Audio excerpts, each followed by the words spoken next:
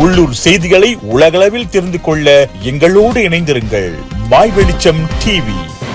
My வெளிச்சத்தின் இன்றைய முக்கிய செய்திகள். டத்தோஸ்ரீ அன்வரின் தியாகம், அவரது போராட்டங்களை ஆதரிக்கவும் எனது வாழ்க்கையை அவருடன் இணைத்துக் கொள்ளவும் என்னை ஊக்கப்படுத்தியது என்று கூறினார் என் மண் என் மக்கள் தியாகராஜ் சங்கர நாராயணன். முக்கியமாக மலாய்க்காரர் அல்லாதவர்களின் வாக்குகளை ஈர்ப்பதில் ஒரு மூத்த கட்சியாக இருக்கும் டிஏபி அதன் பலத்தை அறிந்திருப்பதாக கூறினார் மெகட். ருமாக்கோ சிலாங்கூர் வீடுகளை கூட வாங்குவதற்கு வழி இல்லாமல் போய்விடுகிறது. இன்னும் எத்தனை காலத்திற்கு வாடகை வீட்டில் குடியிருப்பது என்று B40 தரப்பு மக்கள் கேள்வி எழுப்பினர். 80 ஆண்டுகளுக்கும் மேலான சின்பா தோட்டத்து தமிழ் பள்ளி மைதானத்தை பார்வையிட்டவர் 2025ஆம் ஆண்டில் மாணவர்களின் எண்ணிக்கை அதிகரிக்கும் என எதிர்பார்க்கப்படுவதாகவும் கல்வி அமைச்சின் சிறப்பு அதிகாரி தியாகராஜ் சங்கர நாராயணன் தெரிவித்தார்.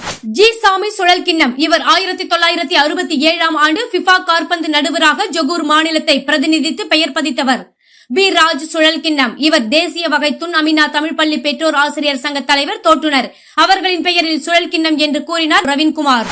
2 மாடி கொண்ட ஆலயத்தில் போய் வழிபடுவதற்கு சிரமத்தை மேற்கொள்ளும் மாற்றுத்திறனாளிகளின் சிரமங்களை அறிந்து அவர்களை படிகளில் தூக்கிச் சென்று அம்பாள் தரிசனம் செய்வதற்கு உதவுகிறோம் என்று கூறினார் JB ப்ளூ டைகர் தலைவர் ஆர் ஷரண்.